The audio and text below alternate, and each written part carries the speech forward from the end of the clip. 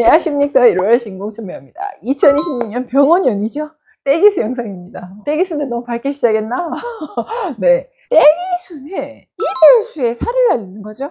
우리가 사랑하는 연인이나 부부가 권태기가 오거나 이별을 하게 되는 수많은 이유 중에 하나가 종착지죠. 이별수가 들어와서인데요. 권태기에서 들어오는 이별수, 궁합의 상충에서 들어오는 이별수, 삼재에서 들어오는 이별수, 조상에서 들어오는 이별수, 상가집 상문에서 들어오는 이별수 다양합니다. 그게 이별수인데 어떠한 흉한 기운이 살이 돼서 들어왔다라고 생각을 하시면 좀 쉬울 것 같고요. 반대로 떼기수는 이별수 살을 날리는 거죠. 그럼 누구한테? 바람난 내 남자친구와 그 여자한테 날리는 거죠. 바람난 내 남편과 그 상간녀한테 살을 날리는 거다라고 생각을 하시면 좀 쉽습니다. 그래서 떼기는 꼭 필요한 종류인데 제외를 하기 위해서 쌍둥이, 아니 그림자, 단짝 같은 어떤 그런 존재가 떼기수죠. 내 남자친구 남편이 방황수가 왔고 권태기가 왔고 어쨌든 이별 결별수가 와서 멀어졌어. 장거리 연애야 혹은 객지에서 생활을 해. 그런데 설령 여자가 없다고 하더라도 마음에 바람이 들어서 본 와이프나 여자친구가 멀어지게 되면 다른 이성이 들어올 틈이 넓어집니다. 계속 옆에 누군가가 있는 것과 없는 거의 차이는 엄청나죠. 그래서 바람이 나서 난 남자에게도 사용을 하고 바람이 나지 않지만 지금 틈이 나 있는 멀어진 연인이나 부부한테도 사용을 하는 부분이고요. 예방부정 역할도 하니까요. 그게 떼기수인데 이별수 살을 날리는 거죠. 그래서 보통 남자친구의 떼기수 날짜와 그리고 상간녀의 떼기수 날짜를 다 같이 활용을 해서 사용을 합니다. 더보기란 참고하시고요. 오늘의 썰은 뭘 하냐 제가 좀 찾아놨어요. 띠별궁합 정말 맞을까? 이렇게 제가 적었네요. 궁합에는 여러 가지 궁합이 있겠죠. 보통 우리가 흔히 말하는 띠별궁합, 그리고 사주궁합. 사주도 띠하고 마찬가지지만 띠보다 훨씬 더 다양한 게 사주궁합이라고 볼 수가 있을 것 같고요. 그 다음 조상궁합이 있죠. 또 속궁합이 있죠. 속궁합. 요즘에는 궁합이 많죠. 음식궁합부터 시작해서 MBTI 그런 것도 되게 많이 보고요. 그런데 예전에는 띠궁합을 참 많이 봤습니다.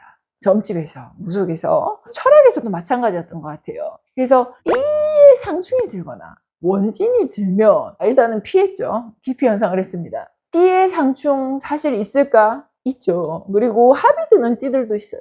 인호술이라든지 신자진이라든지 해묘미라든지, 그러니까 즉 삼재가 같이 묶여서 들어오는 띠들은 합이 들어요. 그리고 삼재가 들어오는 년이지 그 년이 나와 충이 들어오는 년이야. 어렵나? 아무튼 그래서 띠별궁합은 사실상 있는데 사주궁합이라는 게 있죠. 예전에는 띠를 거의 한 70~80%로 봤어요. 점을 볼 때 혹은 철학을 볼 때. 근데 이제 세월이 엄청 많이 흘렸죠. 요즘에는 사주궁합을 볼 때 띠의 어떤 충도 보기는 하지만 이제 월주, 일주, 이런 시주 이런 어떤 더 디테일함의 어떤 충을 봅니다. 원진을 보고 그 안에 살을 보죠. 상충과 원진 이외에도 부딪히는 살들이 되게 많아요. 예를 들어서 백호살 혹은 양이살을 가지고 이야기를 한번 해볼게요.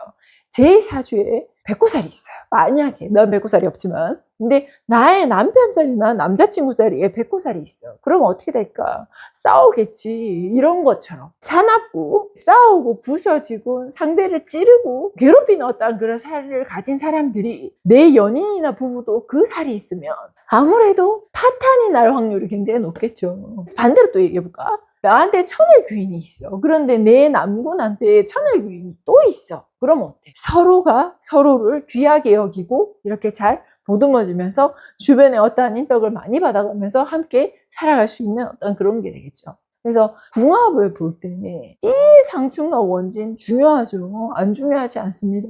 근데 그것만 보는 것이 아니라 사주 여러 가지 이제 사주간의 어떤 그런 것도 보고요. 또한 조상의 궁합이 있죠. 왜 이런 거 있잖아요. 상견례 같은 거 할 때 왜 시댁 조상님하고 친정 조상님하고 막 대립돼가지고 막 기싸움하고 이런 거 있죠. 조상님들도 똑같거든요. 그래서 내 자손이 잘났다 혹은 저거 눈꼴실이네 이렇게 충이 좀 코드가 맞지 않는 조상님들끼리 만나면 조상합의가 조금 틀어집니다. 그래서 보통 결혼 전에 파토가 나는 경우가 많고요. 핸드폰이 떨어져서 마이크가 고장이 나서 생으로 하겠습니다. 결혼을 해서도 어떠한 부부간의 트러블이나 이런 것들이 일어나는 사람들이 되게 많죠. 그런데 사이가 좋을 때는 그런 게 잘 나타나지 않습니다. 사이가 나빠야 하나로 밀어도 더 미워 보이고 바람도 더 잘 타기 마련이죠. 그래서 띠궁합, 사주궁합, 조상궁합 이런 거 되게 중요하고 또 하나 속궁합이라는 게 있죠. 속궁합.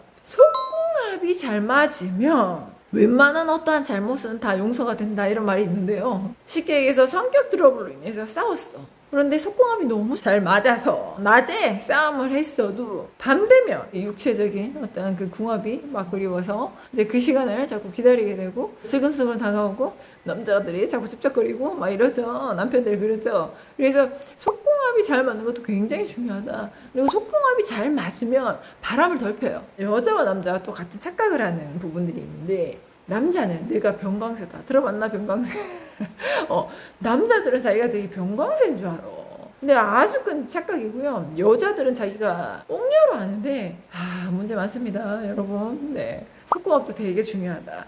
성격, 음식 궁합 이런 것도 되게 중요하죠. 한 사람은 채식을 좋아하는데 한 사람은 육식을 너무 좋아해. 그럼 식단 고를 때마다 좀 힘든 게 아무래도 따르겠죠. 그래서 두루두루 궁합은 다 중요한데 띠궁합은 제가 봤을 때 몇 번째로 보냐면 그렇게 상위권은 아닌 것 같아요. 그래도 한 4위 정도는 될 것 같고요. 띠에서 충이 들어오는 것을 무시할 수는 없지만 그래도 한 3, 4위 격이다 보니 서로 간에 어떠한 사주의 살궁합 이런 거 그리고 이제 조상궁합 이런 거 굉장히 중요하고요. 그리고 이제 사상의 궁합 이런 것도 굉장히 중요하죠. 그렇다는 거. 궁합은 있기는 있습니다. 없지 않습니다. 그래서 천생연분 배필자들은 보면 성격도 맞고 또한 띠궁합도 맞고 또한 사주의 살궁합도 맞고 조상합이도 맞고 이렇게 두루두루 다 맞는 사상궁합도 잘 맞고 음식궁합도 맞고 이런 분들이 천생연분이 아닐까라는 한번 생각을 해보네요. 아무튼 떼기수 영상이었긴 했지만 궁합에 대해서 잠깐 말씀을 드렸었고요. 맞춰갈 수 있어요. 사주에 상충이 들어서 어떤 연인이나 부부에 계속 트러블이 난다. 상충을 풀면 되고요. 원진이 들어서 자꾸 그렇다. 그럼 원진을 풀면 됩니다. 내 사주에 백호가 있고 그의 사주에 백호가 있어서 혹은 내 사주 공망과 그의 공망이 어떠한 서로의 고독살이나 고신살로 들어온다면 작용을 한다면 풀면 돼요. 걱정할 거 없어요. 조상합의가 맞지 않다? 조상합의 맞추면 돼요. 조상합의 붓으로만 하는 거 아니에요. 자손이 며느리자가 혹은 난곤자가 서로의 조상전에 그리고 나의 조상전에 같이 뭐 의복공양이라든지 극락천도공양이라든지 초공양이라든지 이런 거를 따박따박 하다 보면은 조상합의가 맞춰집니다. 걱정을 안 하셔도 됩니다. 아셨죠?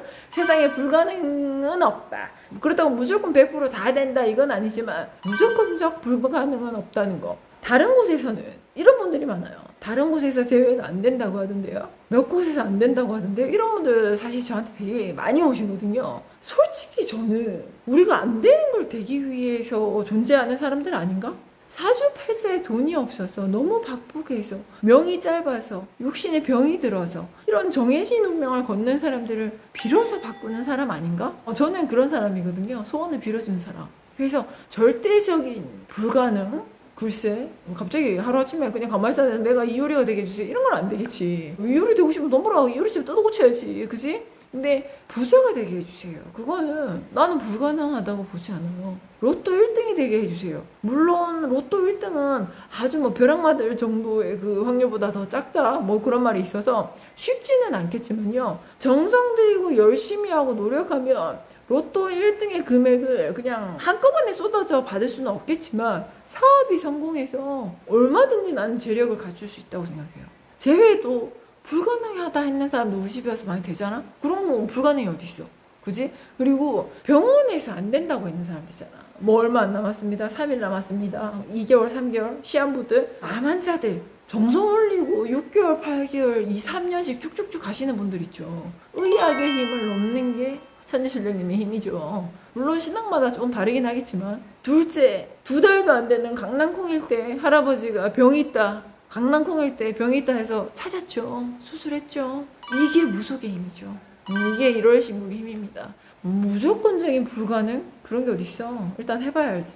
안 그래? 도전하지 않으면 일단은 맛도 못 본다는 거. 도전을 했기 때문에, 나와 함께 빌었기 때문에 다른 곳에서 불가능하다 했던 사람들이 성공을 하고 내 인생에 없을 것 같았던 것들이 내려오기 시작을 하는 거죠. 빌어가는 거는 어떻게 보면 공부 같기도 하고, 공부는 하면 할수록 조금 그래도 머리에 지식이 쌓이듯이 기운의 어떠한 지식들이, 기운의 어떠한 수어들이 오는 것 같습니다.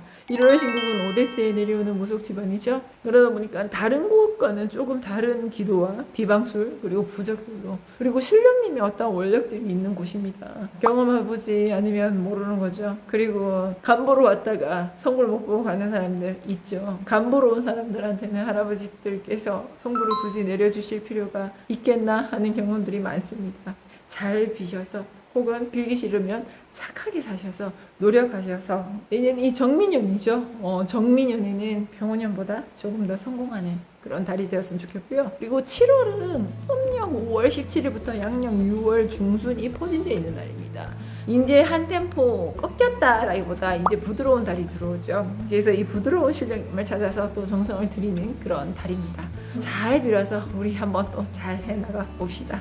1월 신국 천명하였습니다.